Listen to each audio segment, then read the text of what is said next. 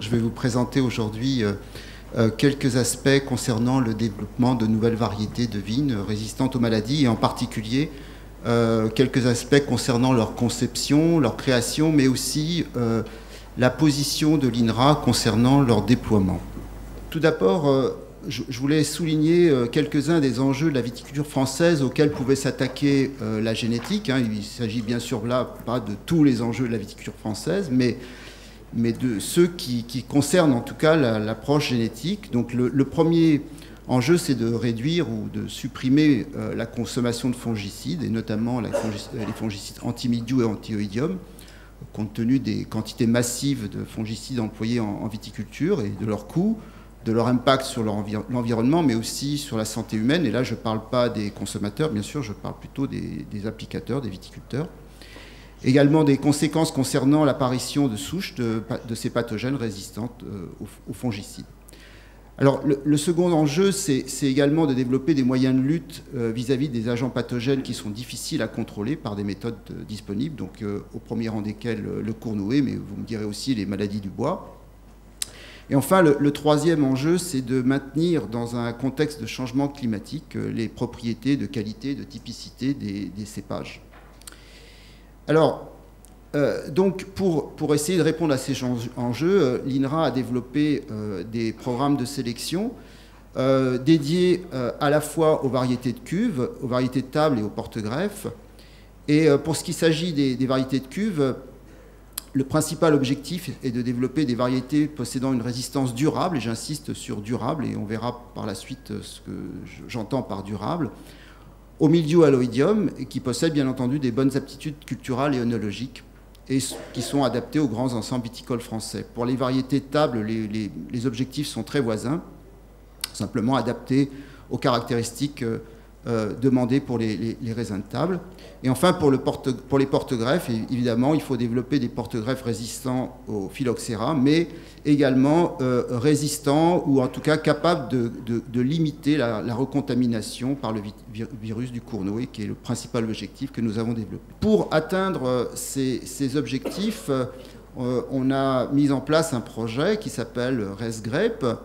Et ce projet contient plusieurs phases. Alors tout d'abord, une phase préparatoire dont l'objectif est d'une part de définir les idéotypes variétaux, c'est-à-dire les principales caractéristiques attendues des futures variétés, et également en parallèle de développer des géniteurs, notamment géniteurs multirésistants, qui vont permettre de créer ces variétés. Ensuite, en vert, vous voyez, c'est l'étape de création variétale proprement dite.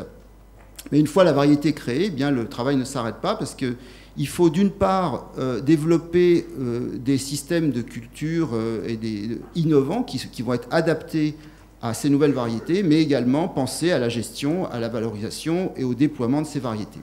Alors l'ensemble de ces tâches est bien entendu effectué au sein des unités de recherche et des unités expérimentales de l'INRA, mais également en collaboration avec nos partenaires, et en particulier notre partenaire institutionnel qui est l'IFV, et également notre filiale Agri-Obtention. Alors, je vais revenir maintenant plus précisément à la résistance et aux gènes de résistance. Alors, à quoi ça sert un gène de résistance? Eh bien, le gène de résistance permet de limiter, retarder ou même empêcher le déroulement d'un cycle infectieux, d'un pathogène.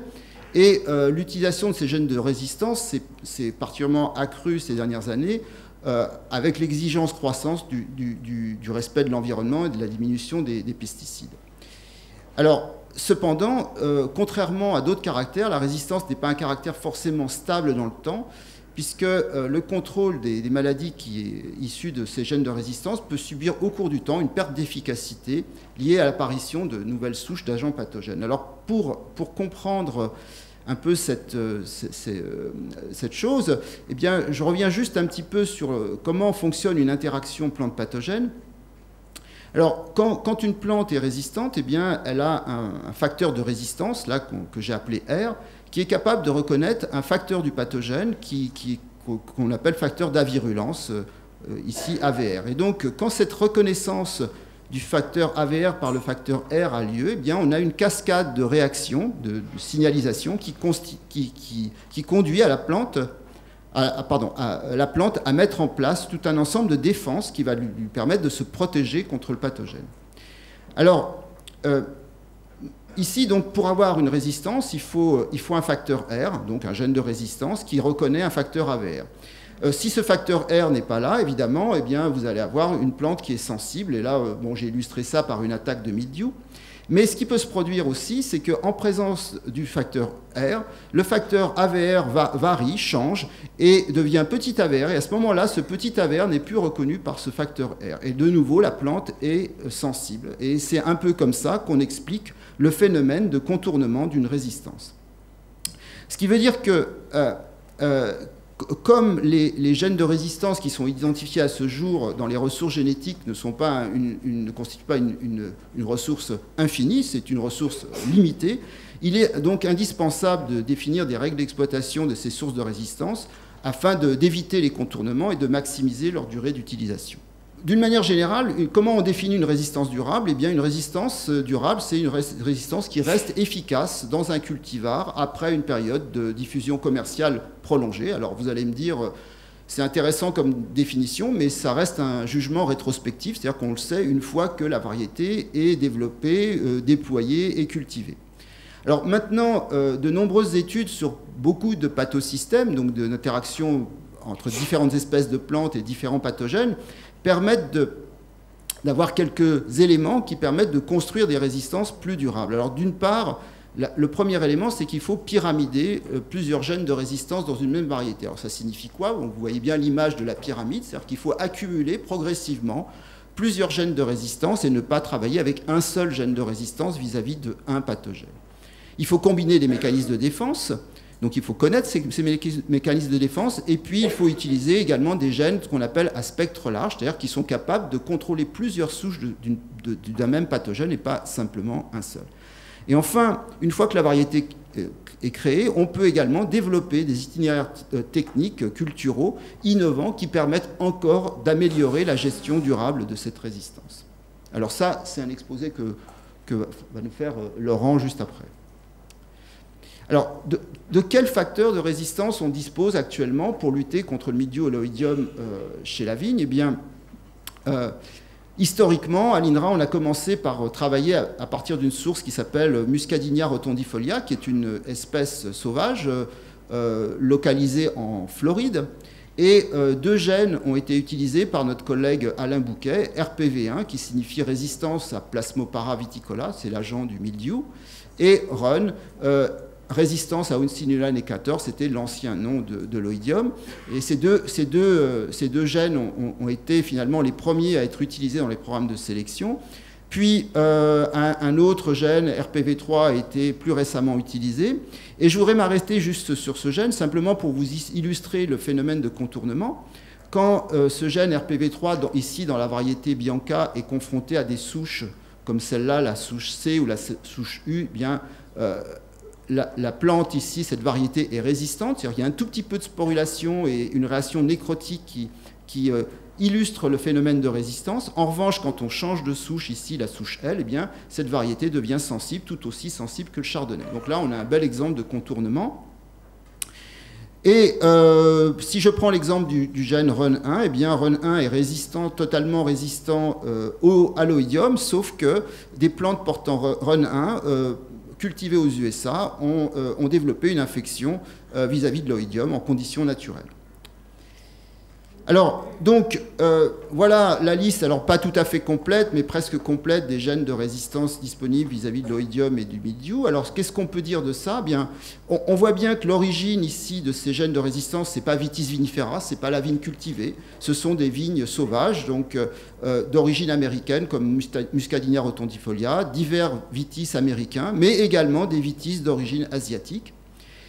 Et actuellement, eh bien, ces gènes sont présents soit dans du matériel qui constitue des géniteurs, soit même des variétés, comme la variété Regent ou Bronner, ou d'autres dont vous avez entendu peut-être parler, Solaris. En termes de programme de sélection, eh bien, à l'INRA en tout cas, ces gènes, une partie de ces gènes est en cours de pyramidage, c'est-à-dire d'association dans des géniteurs, ou d'introgression, c'est-à-dire l'idée étant là de passer d'un fonds génétique sauvage et de le transférer ces gènes dans un fonds génétique cultivé, donc vinifera. Puis un certain nombre d'entre eux ne sont pour l'instant pas encore utilisés.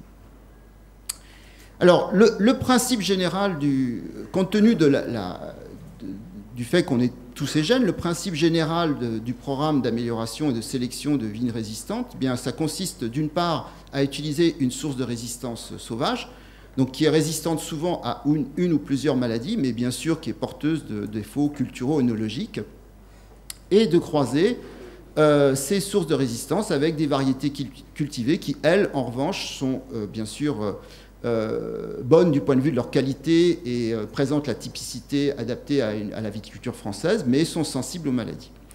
Et donc, en associant ces deux types de matériel, eh bien, on espère créer de nouvelles variétés qui possèdent à la fois une résistance durable aux maladies qui sont visées, ici mildiou et oïdium, et également des caractères de typicité et de qualité adaptés à la viticulture, évidemment également dans un contexte de réchauffement climatique, puisque là, on ne se situe pas pour des variétés qu'on va cultiver uniquement dans les prochaines années, mais durant, j'espère, tout le siècle.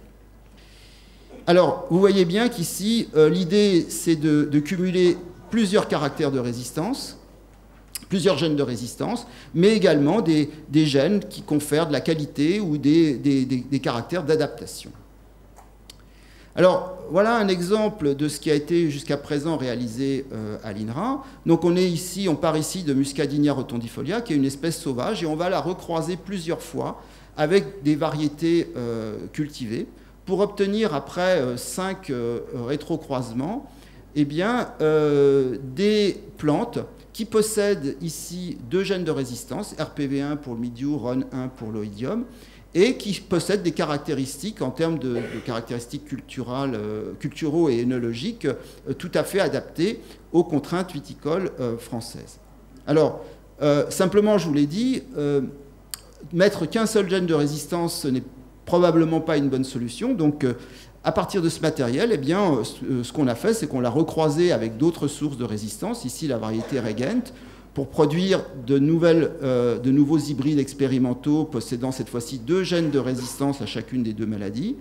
Le même type d'opération a été réalisé avec la variété Bronner. On a également ici 2 gènes de résistance pour chacune des maladies. Et enfin, en recroisant l'ensemble de ce matériel, eh bien, on obtient des hybrides qui possèdent 3 gènes de résistance au mildiou et 3 gènes de résistance à l'oïdium. Et ça, c'est bien le résultat auquel on voulait aboutir.